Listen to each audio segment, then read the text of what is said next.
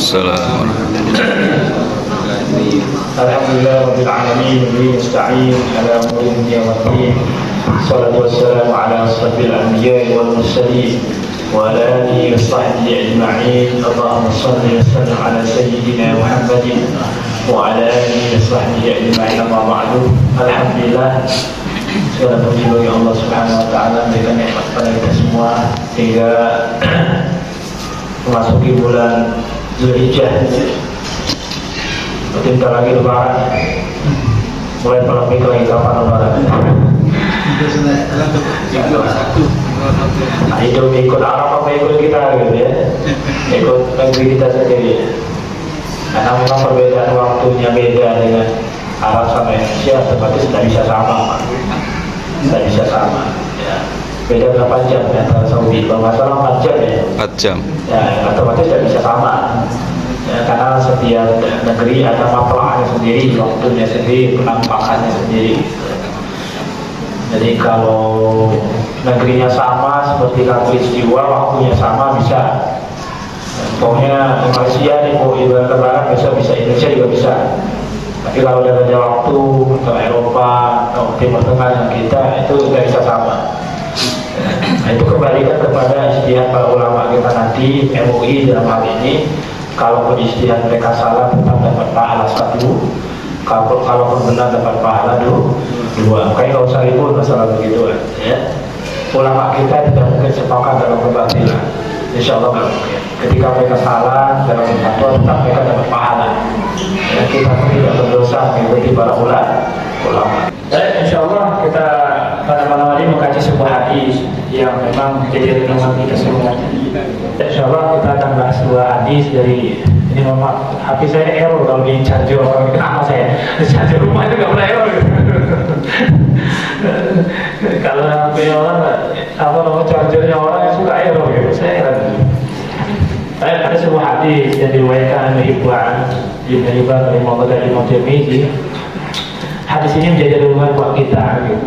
Dimana sebagai umat manusia kita tidak pernah lepas dari pertanggungjawaban semua perbuatan manusia. Perbuatan kita selama dunia ini tidak ada yang lepas, sekecil apapun, sebesar apapun akan ada balasannya. Ya, walaupun kita pernah menolong seekor semut yang jatuh ke sungai, itu tetap akan dinilai pahala di sisi Allah. Gitu ya. Jangan diremehkan, Pak. Ibaratnya ada kebaikan yang kita kadang buang botol plastik gitu ya, yang ada botol aqua yang di jalan, kita ambil buang kotak sampah. Karena lantaran seperti itu setiap orang lalu lalang sana selamat dari kecelakaan. Itu pahala kita yang nggak pernah kita sadari. Ya, yang pernah kita nggak sadar. Jangan sepelekan kebaikan. Allah tidak pernah zalim kepada hamba-Nya. Setiap perbuatan kita selama dunia, sekecil apapun di mata manusia atau di mata kita sendiri, tetap akan bernilai kebaikan di sisi Allah Subhanahu wa taala. Yang Nabi ingatkan kepada kita, bahwasanya setiap perbuatan kita ini nanti akan diperiksa, akan dihitung di hari kiamat nanti, banyak pahalanya atau banyak dosanya. Kira-kira sekarang banyak pahalanya, banyak dosanya apa? Ini penting gitu, apalagi kita usia makin berkurang gitu ya. Ada usia yang 50, dan 60, dan 45, ini harus berhitung. Karena kalau kita hitung usia kita dari mulai balik itu katakanlah 15 tahun. Berarti kan sekarang yang udah 50 mungkin udah 35 tahun dia sudah dihitung dosa dan pahala. Sekarang kira-kira udah banyak dosanya atau banyak pahalanya nanti? Banyak maksiat atau banyak kebaikan yang kita lakukan. Itu wajar kalau kata Nabi dalam hadis yang lain, salah satu golongan yang akan diberikan naungan yang tidak ada lagi naungan di sisi Allah nanti adalah rajulun nasya'a fi ibadatillah. Anak remaja atau anak laki-laki yang tumbuh waktu dia masih mudanya, menghabiskan waktu masih mudanya untuk beribadah kepada Allah. Kenapa bisa seperti itu? Karena nanti ketika di hari kiamat nanti tidak ada naungan, Pak. Naungan itu kan salah satu naungan yang disebutkan dalam hadis itu adalah naungan sedekahnya orang. Sedekah itu nanti dia akan menaungi orang itu di padang mahsyar, di mana padang mahsyar itu matahari itu didekatkan ke kepala kita. Ya, Itu hadisnya semua itu. Jadi matahari akan dekat ke kepala kita. Kemudian semua orang berkeringat, ada yang keringatnya mata kaki, setinggi mata lutut, ada yang sampai leher mereka. Oh nggak sama Ustaz, apa-apa. Biasanya kalau sama gitu ya. Di akhirat nanti sudah tidak ada lagi hukum-hukum dunia, ya. Tidak ada lagi hukum dunia. Semua orang sudah berbeda. Nah pada hari itu tidak ada lagi naungan kecuali naungan kepada Allah Subhanahu Wa Taala. Siapa itu? Pemuda yang di masa mudanya dia beribadah kepada Allah. Kenapa bisa seperti itu? Karena biasanya orang muda itu cenderung pengen berbuat maksiat, ya, kecenderungan untuk berbuat maksiat. Ini nauzubillah kalau yang sudah tua, gitu. Apa kata bahasa Islam? Tua-tua keladi, makin tua makin menjadi. Gitu. Itu ada, rupanya ada. Dalam hadis itu disebutkan salah satu la yukallimuhullahu yawmal qiyamati wa la yuzakkihim wa lahum adzabun alim. Kata Nabi, ada 3 golongan yang Allah tak mau lihat di akhirat nanti. Ya, Allah tak mau mensucikannya, bagi dia itu azab yang pedih. Siapa 3 golongan itu? Yang pertama, syekhun zani, orang tua yang suka zina, yang suka main perempuan. Udah tua, udah mau bau tanah, masih main perempuan. Nah ini udah enak mati ya boleh. Ada yang seperti itu, ada tadi yang menyampaikan begitu. Dan dalam riwayat yang lain Nabi menyampaikan wasyarrun nasu man tala umruhu wa sa'amalu. Seburuk-buruk manusia itu yang usianya panjang tapi amalannya buruk. Orang itu kan biasanya kalau makin usia tua ya makin ingat Allah gitu, ingat akhirat gitu ya. Ini bukan, makin jauh dia dari Allah. Udah mau bau tanah, masih suka zina dengan perempuan. Itu syekhun zani. Ada nggak? Ada mohon maaf gitu cerita itu Pak Haji gitu. Ayam Pak Haji menang tuh. Pak Haji malah ayam sambung ayam gitu. Nah, ini gimana ceritanya gitu? Orang sudah harusnya makin baik ketika pulang dari haji, makanya istilah haji mabrur itu. Mabrur itu artinya berasal dari kata barro yang biru, baik artinya. Mabrur itu dibaikkan. Allah menjadikan dia baik. Jadi ciri haji mabrur itu ya ketika orang pulang haji, dia semakin baik gitu aja. Kalau umpamanya dia sepulang haji dia nggak semakin baik, ada pertanyaan. Satu yang perlu dikoreksi, kalau dia nggak menjadi baik setelah pulang haji, hartanya dapat dari mana? Hartanya dapat dari mana? Korupsi, itu kan nipu orang. Gitu. Yang model-model seperti ini ya, tidak akan tidak akan punya pengaruh dalam kebaikan pada diri. Karena dulu pernah saya singgung di sini kalau masalah hukum fisika itu kan mengatakan energi itu tidak bisa dimusnahkan, betul ya? Iya. Pernah belajar fisika ini? Oh, jawab-jawab udah kemana lagi? Jadi saya suka mencari pelajaran nama itu ada nggak di Amerika secara Islam? Ada Pak, hukum kekekalan energi. Energi itu nggak bisa dimusnahkan, dia hanya bisa berubah bentuk saja. Contoh umpamanya makan ayam itu hasil curian, haram nggak? Haram. Kemudian dimakan ayam ini, ayamnya hancur, tapi energi haramnya nggak hancur. Jadi ketika orang itu makan, makan yang haram, dia berubah jadi tenaga haram gitu. Tenaga haramnya dari perilakunya nggak baik, ya. Kemudian tingkah laku pribadinya jadi buruk. Itu salah satu penyebabnya banyak yang haram masuk. Ya. Itu yang haram. Maaf ya, seandainya anak diri kita, istri kita kan perilakunya makin baik, cek makanan coba. Kalian sudah insan bilang Tuhan. Kendala manusia itu melihat makanan yang dia makan yang apa, sumbernya halal atau enggak. Ya, sumbernya halal atau tidak. Kalau sumbernya halal, naudzubillah, ya, dia pasti pengen maksiat, pengen berbuat dosa, seneng banget gitu. Karena karakternya haram itu begitu gitu. Ya, karakternya haram. Maaf, ada sebuah cerita gitu. Suami istri gitu. Dulunya rajin taklim, dengerin ustaz ceramah, kajian di mana-mana gitu ya. Dan dia buka usaha, bagaimana sih usaha ini supaya cepat besar gitu. Ya, suami istri ini soleh gitu selama dia usaha. Dia nyari modal ke mana-mana nggak dapet, ya. Buat memperbesar usahanya nggak dapet. Karena biasanya kalau pembiayaan syariah itu susah nggak punya duit, susah punya duit ya. Biasanya kalau ada pembiayaan syariah, saran, susah banget deh. Tapi kalau pinjam ke bank mudah. Akhirnya karena mereka nggak sabar, ya dijamlah uang ke bank. Singkat cerita mereka sukses lah, hartanya jadi kaya. Tapi lambat laun yang tadinya rajin kajian sudah jarang kajian. Kemudian suatu ketika terjadilah peristiwa yang menampar mereka berdua. Suaminya rupanya selingkuh. Suaminya apa? Selingkuh. Akhirnya istrinya gak marah karena dia merenung apa? Ya mungkin inilah azab dari Allah ketika kami sudah tahu tapi masih melakukannya. Dia makan harta riba, pinjam uang dari riba. Akhirnya apa? Berdampak kepada suaminya. Kaya mereka, tapi Allah berikan ujian karena mereka selama ini memakan harta yang haram. Maka Allah akan juga berikan panasnya dalam rumah tangga. Makanya mohon maaf, kalau sering panas dalam rumah tangga, coba cek makanan ya Pak. Ya, kalau yang jualan coba cek pernah nggak diborang, pernah nggak jualan apa mengurangi timbangan gitu ya. Karena mulai timbang cuma 1 gram gitu ya, cuma 2 gram.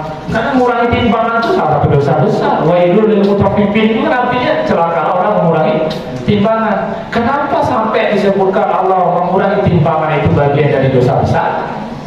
Karena secara nggak langsung memakan harta orang yang haram. Kalau yang beli itu orang miskin, sudah susah dia, diambil lagi sekian persen. Tambah zolim gitu. Apalagi kalau yang beli itu anak yatim, sudah susah dia beli itu dikurangi lagi gitu. Makanya double zolimnya. Maka saya ingatkan kepada pedagang, yang rusak katakan rusak, yang busuk katakan busuk. Karena harta yang haram itu mungkin sekarang kaya gara-gara model begitu, tapi tetap Allah akan ambil nanti di satu hari nanti dengan cara apa? Kesehatannya diambil, rumah tangganya diambil, anaknya bermasalah, sakit nanti nggak sembuh-sembuh. Ada begitu. Karena setiap yang haram itu Allah ambil dengan caranya Allah, dengan caranya Allah. Dan yang kedua adalah Nabi yang Allah nggak mau lihat golongan itu adalah Malikul Kadzdzab, seorang penguasa yang suka bohong, penguasa yang bohong. Jadi ketua RT dia suka bohong. Oh, ketua RT itu udah bohong, gimana RW gitu. Dan salah satu budaya di tengah negeri ini yang paling banyak makan haram, maaf sekali lagi saya maaf.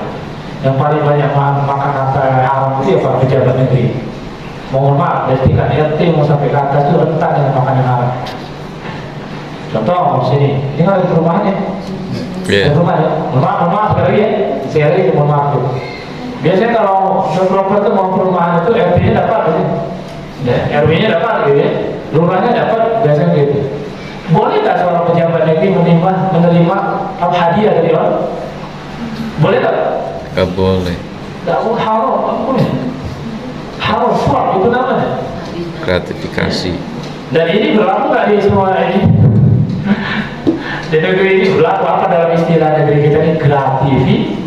Gratifikasi gitu. Hadiah dari orang berpejabat. Dalam hasil agama itu riswah, suap, suap. Nah itu haram. Masuk ke dalam keluarga. Keluarganya dalam apalagi buat KTP. Habis lapor. Ini diselepin uang 100.000, besok ada jadi Pak. Besok KTP jadi gitu. Jadi udah saya katakan ya Allah kok gini banget orang saya. Mohon maaf, sekali lagi silakan cek Pak keluarga yang model begini, yang makan harta model begini. Kelihatan tampilnya mereka wah, tapi masalah dalam hati. Anaknya perilakunya nggak baik lah, banyak masalah nanti begitu. Pasti begitu. Sering sakit lah, ya. Kenapa? Kalau sekarang kita nggak peduli lagi nanti tampilannya wah gitu kan, tapi nggak peduli lagi dengan hal. Padahal nanti hisab yang paling susah, yang paling lama itu urusan harta, yang paling lama itu urusan harta. Dan kebanyakan orang itu kenapa suka dengan gaya? Karena pengen minta dinilai manusia. Ini rusaknya orang itu karena lagi-lagi minta dipuji manusia. Lagi-lagi lebaran pulang kampung, mereka pajero supaya dibilang orang kampung kan sukses gitu, supaya dibilang dipuji-puji oleh orang. Padahal nyewa gitu, padahal bukan nggak boleh nyewa, bukan. Tapi maksudnya kembali kepada niat. Banyak kan manusia sekarang rusak karena minta dipuji oleh manusia. Untuk ilmu, kemudian dalam hal apapun kebanyakan kita dipuji manusia. Padahal sekali lagi pujian manusia itu nggak ngaruh di hadapan Allah. Karena Allah tahu diri kita sebenarnya. Kelihatan baik-baik semuanya, Allah tahu diri kita sebenarnya. Makanya kata Nabi, takwa itu ada di dalam hati. Orang boleh jadi tampilannya kayak preman gitu, tapi boleh jadi hatinya takut kepada Allah. Banyak boleh seperti itu. Wali-wali Allah ngomong seperti itu. Jangan dikit-dikit wali Allah tak pakai baju bilang wali Allah gitu. Ada repot juga gitu. Saya bilang, orang gila wali gitu. Udahlah urusan wali dia sama Allah, urusan dia sama Allah. Bagi kita nggak perlu ngomong dia wali-wali gitu. Nggak perlu gitu. Banyak gitu. Saya melihat tuh jadi wali murid atau apa ini? Nggak usah terlalu berlebihan sama orang ya. Nggak usah terlalu berlebihan kepada orang. Jadi penguasa yang suka bohong. Dan kenapa para ulama dulu gak mau menerima jabatan? Karena berat itu, jabatan berat. Ya. Sampai-sampai Umar mengatakan kalau seandainya ada seekor onta gitu, yang terpeleset dia jatuh, itu akan ditanyai Umar, gitu, pemimpinnya. Nah kalau zaman sekarang ada yang meninggal karena legal, kira-kira tanggung jawab siapa? Mimpi. Tanggung jawab yang paling tinggi tanggung jawabnya presiden. Yang paling tinggi, nanti urusannya ke bawah gitu. Ini lingkupnya apa? Polisi tanggung jawab gitu. Ini desanya siapa? Desanya kepala desa apa yang tanggung jawab gitu. Ini RT-nya siapa? RT-nya tanggung jawab. Jadi rentetan itu akan semua datang. Sampai Imam Abu Hanifah itu meninggal di dalam penjara gara-gara tidak mau menerima jabatan sebagai qadhi, jabatan sebagai hakim di zaman itu. Gak mau karena jabatan itu berat. Zaman sekarang aja jabatan dijadikan anggota ini gitu ya, supaya dipuji oleh orang sukses dengan macam. Padahal la haula wala quwwata illa billah. Nanti penyesalan di hari kiamat. Penyesalan di hari kiamat bukan tidak boleh ya Ustaz, lagi kita meninggalkan jabatan, bukan begitu menurut saya. Cuman kadang orang di zaman sekarang itu niatnya bukan untuk mengabdi kepada negeri ini, tapi justru untuk memperkaya di itu banyak terjadi. Rusaknya negeri ini karena berlaku seperti itu. Jadi jangan main namanya jabatan nanti. Jabatan itu tanggung jawabnya berat di hadapan Allah Subhanahu wa taala. Ada yang meninggal gara-gara kecelakaan jalan yang rusak, tanggung jawabnya. Satu nyawa itu akan bertanggung jawab di hadapan Allah Subhanahu wa taala. Hari ini mungkin orang merasa wah punya kekuatan dan sebagainya, tapi nanti jutaan bahkan miliaran manusia akan minta pertanggungjawaban di hari kiamat nanti. Itu berat hisab. Kemudian yang ketiga, kata Nabi, orang yang yang akan tidak dilihat oleh Allah Subhanahu wa taala adalah a'ilul mustakbir. Orang yang miskin sombong. Bukan miskin sombong lagi. Kalau kaya gitu oke lah, ada yang sombongnya gitu, hartanya dia kaya gitu, keren gitu. Atau orang berilmu ilmunya gitu. Ini udah miskin. Kemudian sombong lagi. Apa yang perlu disombongin gitu? Tapi ada model begitu, ada. Nabi saja ngomongin ada, sehingga golongan ini ada, dan itu terjadi di zaman ini, terjadi di zaman ini, dan tidak ada yang mustahil bagi setiap zaman. Zaman itu muter begini-begini aja, nggak ada yang baru pada zaman itu, nggak ada yang baru. Semua yang terjadi di negeri ini, semua yang terjadi di dunia ini, semuanya yang muter-muter gini aja, muter. Sejarah itu adalah kejadian yang akan terjadi berulang-ulang.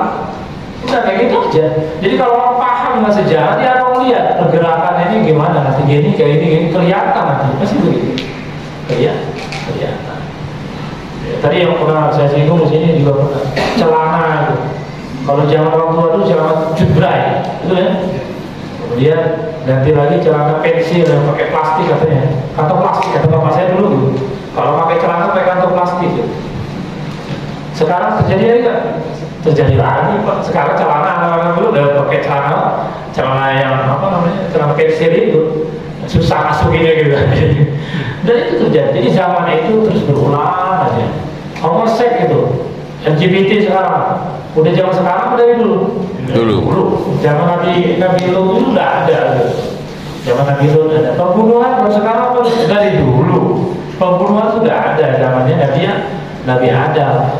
Zina udah ada, zaman dulu udah ada. Orang nyembah kuburan ada. Orang nyembah orang patung ada ada di zaman Nabi Nuh. Semuanya berputar begitu-gitu di zaman ini. Tidak ada yang baru. Tinggal COVID, COVID. Kira-kira ada nggak zaman dulu COVID? Ada yang baru gitu. Cuma sekarang dari bisnis orang gitu aja gitu. Kesempatan gedein gitu kan. Kalau nggak kayak gini nggak dapat duit nih kita.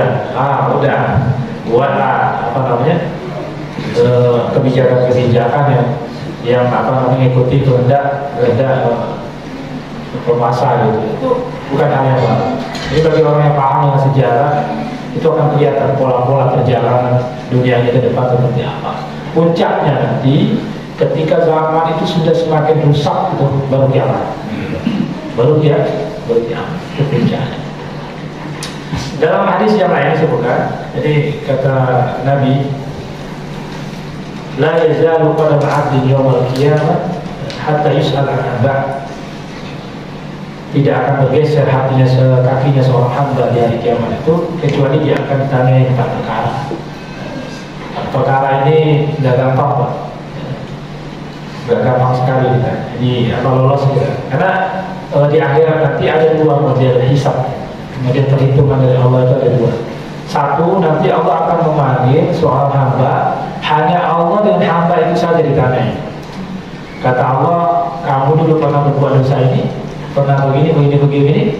Ya, kata hambanya, saya ngakui, dia menyesal gitu ya. Pada saat itu kututupi dosa kamu, kemudian aku ampuni dosa kamu. Nah ini ketika para ulama mengomentari hadis ini, ketika Allah menyidang seorang hamba tersebut, itu hanya berlaku buat orang 70.000 golongan yang masuk surga tanpa hisab. 70.000 orang golongan yang masuk tanpa hisab. Ya. Salah satunya orang yang nggak minta diruqyah, orang yang bertawakal, orang nggak menggunakan pengobatan dengan dengan besi, orang yang nggak merasa mata sial gitu ya. Nah, cuman rupanya karena 70.000 dari zaman Nabi Muhammad sampai kiamat nanti, dikit nggak Pak? Dikit 70.000 gitu. Rupanya Nabi minta tambahan kuota, kan? Persis sama kayak sekarang gitu kan? Minta tambahan diberi kuota 10.000 buat haji. Diambil nggak? Nggak diambil Pak. Kenapa nggak diambil? Duitnya nggak ada kali. Nggak tahu. Nggak diambil 10.000 itu. Nggak diambil. Kabarnya seperti itu yang terjadi. Ya. Nggak diambil. Padahal ini nunggunya udah 20 tahun. 20 tahun. Kira-kira gimana saya? Kalau tahu jawab, pokoknya di akhirat kalau ada yang meninggal belum jadi yang harusnya lebih cepat dia dapat haji, diperlambat gara-gara duitnya dipakai. Kamu jawab ya, karena itu bukan uang mereka, itu bukan uang negeri, itu uang masalah. Kamu jawab dari kiamat. Makanya zaman main pejabat negeri bisa menghadapi berat dari kiamat nanti. Berat, ini kebanggaan hari ini gitu, tapi penyesalan dari kiamat nanti. Ribuan orang, bahkan miliaran orang akan minta pertanggungjawaban kesalahan yang dia lakukan selama hidup. Jadi dari 70.000 itu kata Nabi minta lagi sama Allah tak tambah kuota. Dikit sekali yang masuk surga dapat tanpa hisab. Pokoknya Allah kabulkan dari setiap 70.000 tadi, dari setiap 1.000-nya diberikan tambahan 70.000 lagi orang yang masuk surga tanpa hisab. Kira-kira kita masuk nggak? Wallahu a'lam bishawab. Minta sama Allah mudah-mudahan kita coba. Karena kalau udah hisab itu repot. Jadi hisab itu kalau dalam bahasa Arabnya itu artinya itu perhitungan yang teliti, detail gitu. Itu perhitungan yang teliti, detail itu namanya hisab. Ya. Atau kalau zaman sekarang ini badan auditor, berdiri kayak itu ya. Yang teliti itu ditanya ini dari mana begitu. Sangat teliti katanya. Hisab itu sama, artinya akan perhitungan yang sangat teliti sekali dari kecil sampai yang paling besar dipertanyakan semua oleh Allah SWT. Itu namanya hisab. Nah, di hari kiamat nanti ada golongan yang Allah berikan pertanyaan begitu, contohnya hanya Allah dan hamba itu saja. Tidak ada penerjemahnya, Pak. Gimana kita ngomong lagi? Kira-kira bahasa apa yang kita ketika berbicara kepada Allah? Ya, yang pastinya kalau di dalam surga bahasa yang digunakan bahasa apa? Bahasa Jawa. bahasa penghuni surga itu bahasa Arab. Gimana saya bisa bahasa Arab gimana? Enggak ya, semuanya bisa bahasa Arab gitu ya. Nah, ini menandakan pelajaran itu bagi umat Islam tolong belajar bahasa Arab karena itu bahasanya ahli surga, bahasanya kitab kita. Bagaimana mungkin orang Islam ibadah nggak belajar bahasa Arab gitu ya, nggak ngerti nanti yang dia baca ya. Al-Quran itu nikmat dibaca kalau orang yang ngerti artinya, nikmat sekali baca Quran ya. Tapi kalau nggak baca Quran lewat-lewat aja. Saya kadang sering ingatkan, jangan sampai mendengarkan ayat Al-Quran itu seperti mendengarkan lagu nyanyian, nikmati iramanya gitu, tapi nggak menikmati artinya. Ini seperti nyanyian namanya, itu bahaya gitu. Banyak nggak seperti ini? Banyak gitu. Ya, suka mendengarkan apa? Mendengarkan iramanya, tapi nggak menyimak maksud ayatnya, artinya apa. Ini yang dikhawatirkan oleh Umar bin Khattab radhiyallahu anhu zaman itu. Baik, kita teruskan lagi sini. Kata Nabi nggak akan beranjak kaki orang sampai ditanyai 4 hal. Yang pertama apa? An-umrihi fi ma'afna, usianya dia habiskan buat apa selama di dunia. Tadi saya bilang tadi, kalau kita baliknya 15 tahun, sekarang atau lagi 20 tahun, berarti 35 tahun selama hidup itu dia gunakan buat apa? Dia gunakan buat apa? Banyak dia berbuat baik atau banyak berbuat dosanya? Kira-kira gimana nih? Banyak berbuat baik atau berbuat dosa gitu? Ya. Saya yakin kebanyakan kita banyak lalainya di masa mudanya. Nah kalau kita masih banyak lalainya, makanya ke depannya perbaiki hidup kita, waktu kita, usia kita untuk lebih dekat sama Allah Subhanahu Wa Taala. Jangan sampai usia terus bertambah, amalan kita semakin jauh sama Allah. Modal kita hidup di dunia cuma usia. Kalau usia udah habis, sudah ada. Dalam Al-Quran sebutkan wa'amlikum warzaqnakum min di ayati ahadakumul maut fa yaqulu rabbi laula akhartani ila ajalin qarib fa asaddaqu wa akun as-salihin. Kata Allah, infakkanlah, sedekahkanlah apa yang telah kami rezekikan kepada kalian ya, sebelum kalian datang maut, sebelum datang kematian. Nanti kalau udah datang maut, udah datang kematian, kalian nggak sedekah, nggak rajin sedekah, nanti kalian ngomong seperti ini, ya Allah, kenapa nggak kami hidupkan lagi lah di dunia ini? Sementara aja kami pengen bersedekah. Jangan sampai terjadi begitu, gitu. Jangan sampai terjadi begitu. Penyesalan itu sudah nggak ada manfaatnya. Penyesalan di hari kiamat tidak ada manfaat. Apalagi ya dia kata Nabi, usia umatku itu nggak sampai amal umati bayna siti nena sabi. Umur umatku itu antara 60-70 tahun. Umur Nabi aja 63 tahun. Umur kita berapa? Bonusnya berapa nih? Amalnya jarang yang lewat itu ya. Kalau ibaratnya kita sudah banyak penuh, kalau seandainya di antara kita pernah merasakan kok dunia itu begini-begini aja, ada pernah merasakan gitu? Kayak pagi pulang sore, kayak gini-gini aja gitu kan. Kalau sudah pernah merasa begitu, kayak kosong dalam diri kita, itu namanya hidayah. Ada yang hilang dalam hidup kita. Apa yang hilang? Ya Allah yang hilang. Allah itu yang hilang. Saya yakin orang pada satu titik akan merasakan begitu. Jadi dia bilang, kok hidup saya gini-gini aja ya? Pergi pagi kerja, pulang malam, kayak gini muter gitu, kayak ada yang hilang rasanya. Kalau pernah merasakan seperti itu, maka itu namanya hidayah. Yang hilang Allah yang hilang. Allah yang hilang, deketin Allah. Ya, ngaji, deketin ibaratnya apa? Beri banyak mendalami agama. Apa makna hidup kita dunia? Untuk ibadah. Ya. Coba kalau ibaratnya rezeki gitu, orang kerja yang bukan niatnya ibadah, dia merasa kosong hidup itu. Sama mohon ya, ibu-ibu mau kerja di rumah, cuci gitu ya, masak, merawat anak, itu capek, marah bagian itu, karena dia nggak paham gitu. Kalau dia paham ini ibadah, dia nikmati semua kerjaan itu, karena semuanya bernilai ibadah. Orang kerja itu ibadah, kerja asalkan niatnya memang untuk mencari ridhonya Allah. Kalau niatnya untuk mencari dunia, dia capek, males kan. Aduh, gini mulai berulang gitu. Karena dia nggak nikmat gitu, nggak nikmat mencari kerja itu karena bukan niatnya ibadah. Kalau dia ibadah, nikmat kerja itu. Alhamdulillah, paginya capek, alhamdulillah syukur sama Allah, rezekinya kan begitu.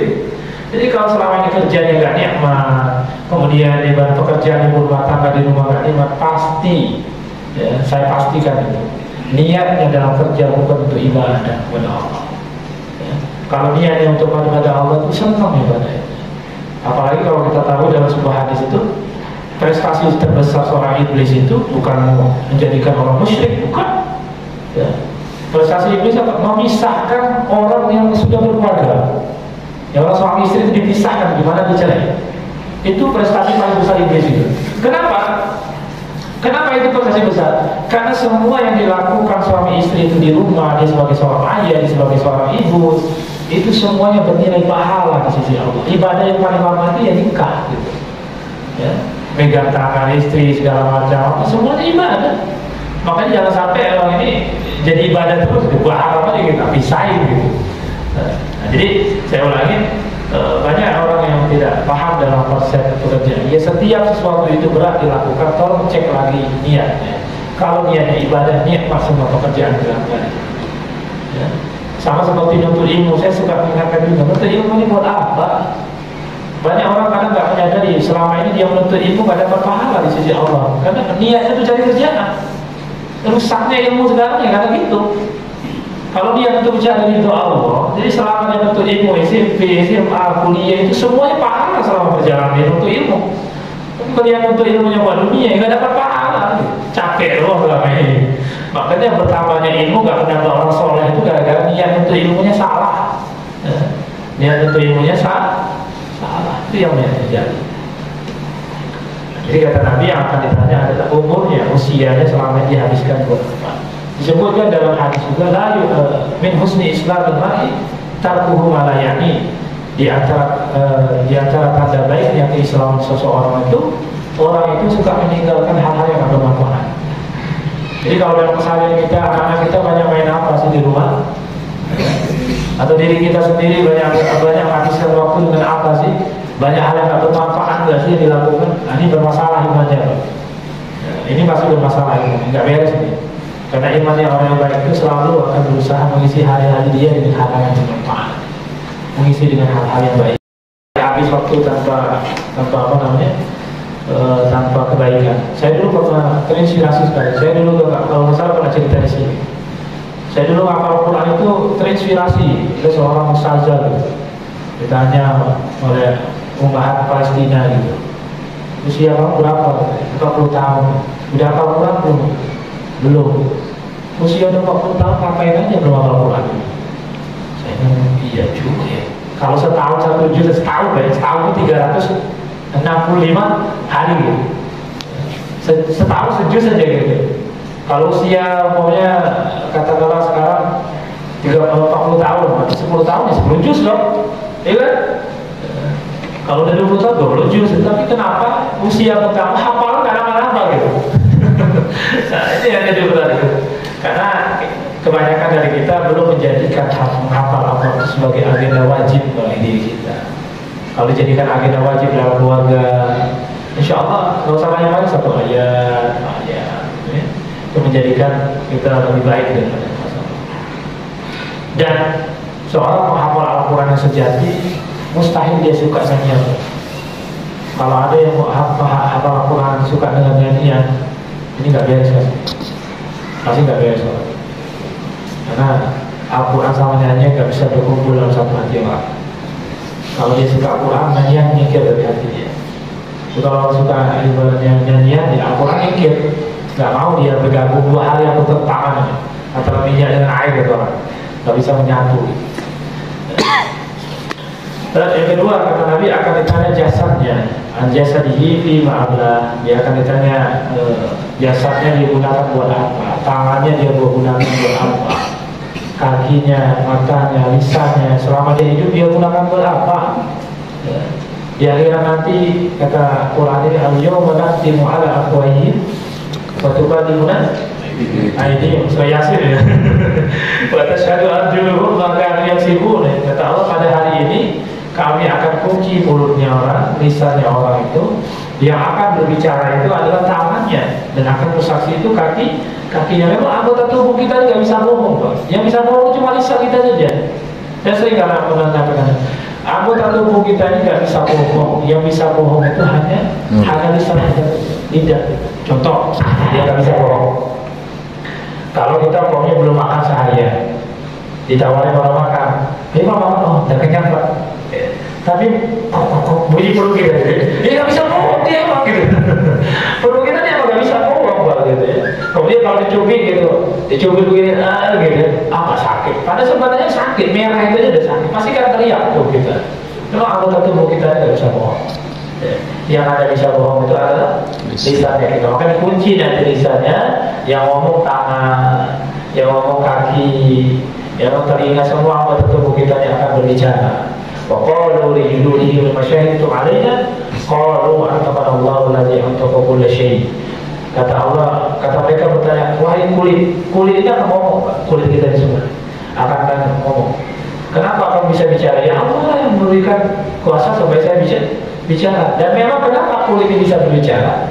Nanti yang membuat orang sakit di dalam disiksa di hari kiamat itu bukan dagingnya, tapi kulitnya. Kulit. Paham ya? Dalam sempurna dalam Al-Quran itu bapak dan julu dan julu dia gitu. Jadi nanti kami akan ganti kulit mereka itu dengan kulit yang baru. Karena yang sakit ini kalau kita luka itu karena di kulit. Kalau dagingnya nggak sakit Pak. Mau coba ya? Pokoknya ada orang luka nih, luka dagingnya, pegang ya dagingnya, nggak sakit dagingnya. Yang sakit itu kulitnya. Sakit kulit itu. Ya? Nah dalam hadis itu disebutkan ketika orang sakratul maut itu kata Nabi digambarkan seperti orang kambing dikulit itu. Ada yang pernah dikulit itu? Belum ya? Kita aja sakit gitu, lu kakinya sakit karena kulit, tapi kalau dagingnya nggak sakit. Saya pernah coba gitu, pernah luka gitu, daging sampai kakinya nggak sakit, tapi kalau kulitnya sakit. Gitu. Benar kata Quran itu. Jadi ketika orang mati di azab di neraka nanti, hangus kulitnya, diganti kulit yang baru. Diganti kulit yang baru. Dan sakaratul maut itu sakitnya seperti orang kata Nabi itu di kulit apa, kambing itu di kulit gitu. Ya. Sakaratul maut itu seperti itu. Dari mana dimulai dicabutnya ruh kita? Dari kaki. Dari kakinya diambil ruhnya. Lalu jalan ke sini. Baru nanti ke atas Pak. Oh mudah-mudahan dia ruhnya. Ada yang mau nyoba? Mau nyoba apa? Nanti doa Allah coba tes dulu nih sebelum saya kesana gitu ya. Jadi makanya biasanya orang itu kalau meninggal kakinya dingin dari awal. Kaki saya mulai dingin, nah itu udah mulai cabut. Nyawanya mulai cabut dari kaki dulu, baru nanti matanya mengikuti arah ruhnya diangkat. Arahnya jadi jangankan anggota tubuh kita ini, alam bumi ini juga akan bersaksi nanti. Yauma idzin tuhaddisu akhbaraha. Pada hari itu bumi ini akan ngomong, ya Allah si fulan dulu pernah berbuat maksiat di atasku, si fulan dulu pernah berbuat baik di atasku. Ya, nanti dia akan bersaksi. Jadi manusia ini banyak CCTV-nya. Jadi Allah ini nanti banyak CCTV-nya, semua yang akan bersaksi. Ya, itulah kenapa salah satu hikmahnya orang itu dalam hadis itu disebutkan muazzin itu orang yang paling panjang telinganya, paling panjang ini ya, lehernya di hari kiamat. Kenapa? Salah satunya keutamanya karena mereka ketika memanggil hayya 'alas shalah, banyak orang pergi di masjid. Dan rupanya yang dengar azan itu bukan orang saja, tapi semua makhluk yang mendengar azan itu akan bersaksi. Maka jangan dianggap remeh Pak Muazzin itu. Jangan kita aja makhluk mungkin dari seberapa gajinya. Tapi di hari kiamat jangan main-main pahalanya. Kenapa? Dia sudah dapat pahala dia sholat sendiri, dia dapat pahala sholatnya orang lain. Kan dia ada sholatnya. Ayo Allah sholat, ayo Pak sholat, gitu orang pergi sholat. Dia dapat pahala sholat, dia juga dapat pahala orang yang sholat. Makanya kalau bisa rebutan azan itu kayak anak-anak, oh aku yang azan gitu. Oh begitu, karena anak-anak itu lebih polos Pak. Tapi sejatinya anak-anak itu mengajarkan kebaikan sebenarnya. Lihat, anak-anak itu banyak. Makanya kadang saya suka berprinsip, kalau kita mau menjadi mempelajari filosofi anak kecil, dalam bersahabatlah seperti anak kecil. Hidup ini kadang hiduplah seperti anak kecil Pak. Karena anak kecil itu kan pagi berantem, siang udah kemana? Pagi berantem ya, pagi berantem ribut, siang udah Adi main yuk, udah main Pak. Filosofi dalam berteman itu kalau kita pakai dengan pakai anak-anak itu enak sebenarnya hidup ini.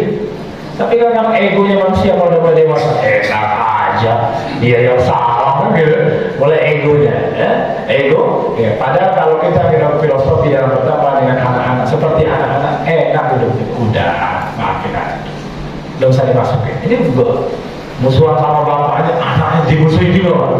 Oh, di zaman ini udah kayak gitu, ya. Padahal nggak begitu. Ya, kalau namanya membiasakan membuang ego apa ya? Ego diri gitu ya, karena masalah sebenarnya Allah memberikan masalah kepada diri kita sejatinya untuk membuang ego kita. Kalau egonya udah hilang masalah. Ya, saya sering berulang kalau terjadi masalah itu berulang-ulang. Contoh ya, ada seorang marah gitu, akan sering dia ketemu orang yang membuat dia marah. Kenapa? Ya, karena dia sendiri yang memanggil orang-orang untuk jadi dia marah gitu. Karakter marahnya itulah yang mengundang orang-orang tersebut untuk bisa dia jadi marah. Ketika dia belum bisa menghilangkan sifat marahnya, orang itu akan hadir terus dalam diri dia. Itu namanya nggak lulus begitu ujian. Paham ya? Jadi paham ya? Kan kalau anak ujian juga hari ini nilai 5, ujian lagi kan? Iya lagi. Besok 4 lagi nilainya, ujian lagi terus sampai nilainya berapa? Paling tidak 6 lulus gitu. Nah sama dalam hidup kita. Kalau kita sering jadi tipenya pemarah, akan datang terus orang kita marah terus sampai lagi nggak marah lagi, udah lulus nggak datang lagi orang yang buat marah. Gitu. Dalam hidup kita seperti itu. Sejatinya kalau kita paham ya, dalam filosofi dalam hidup itu. Kemudian udah saya singkat lagi ya. Ya, kemudian yang akan ditanya adalah ilmunya itu diamalkan apa enggak selama hidup dia. Ya. Karena memang benar Pak, ilmu itu akan terasa dalam diri kita kalau kita ngamalinnya. Yang bisa ngaji ajari anak ngaji, iya kan? Mungkin sepele guru ngaji. Kalau zaman sekarang itu suka menyepelekan urusan akhirat gitu. Ya.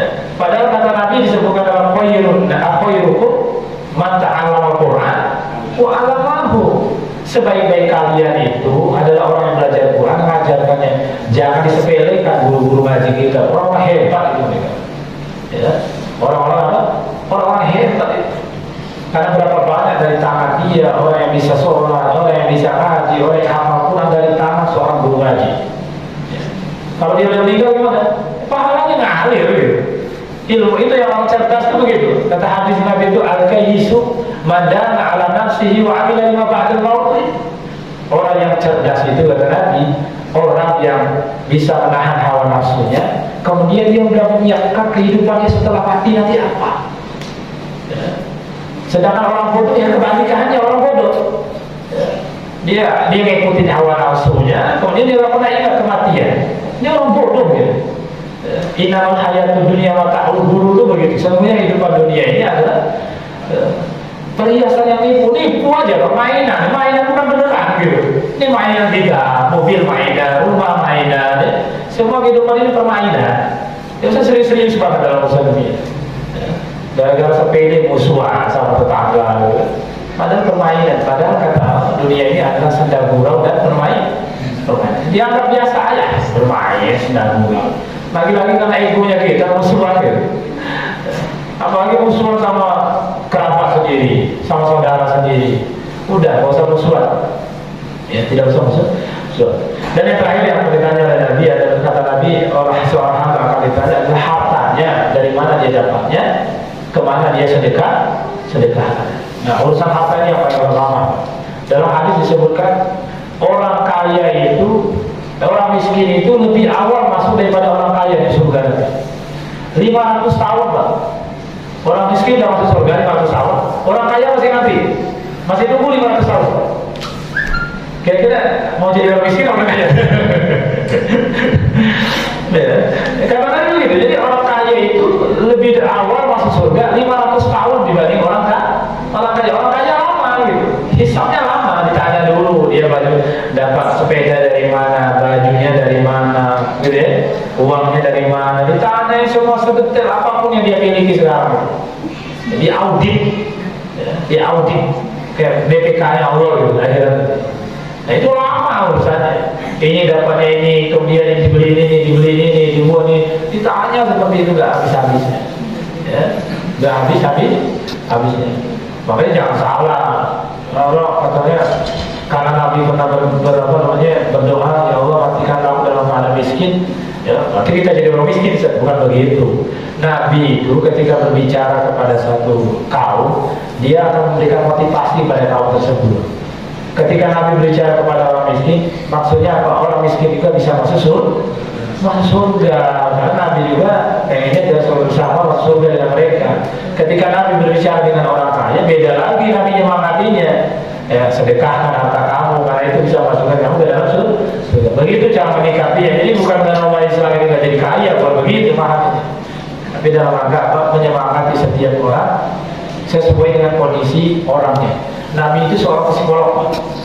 Ketika Nabi ini, kata Nabi, minta pendapat Nabi, amalan apa yang baik buat saya? Jangan marah. Kenapa? Karena Nabi tahu seorang sahabat ini seorang pemarah. Jadi kalau orang yang psikolog paham orang ini kelemahannya ini orang yang gini, Nabi seorang itu. Jadi semua ilmu-ilmu yang hebat di muka bumi ini sudah pernah diajarkan oleh Rasulullah SAW. Sudah. Tinggal kita aja mau nyarinya. Cukup sampai sini. Mungkin ada yang kalau tidak ada kita cukupkan dulu. Insyaallah kita akan ke depan. Subhanallah bihamdika asyhadu an la ilaha illa anta astaghfiruka wa atubu ilaik. Assalamualaikum warahmatullahi wabarakatuh. Waalaikumsalam.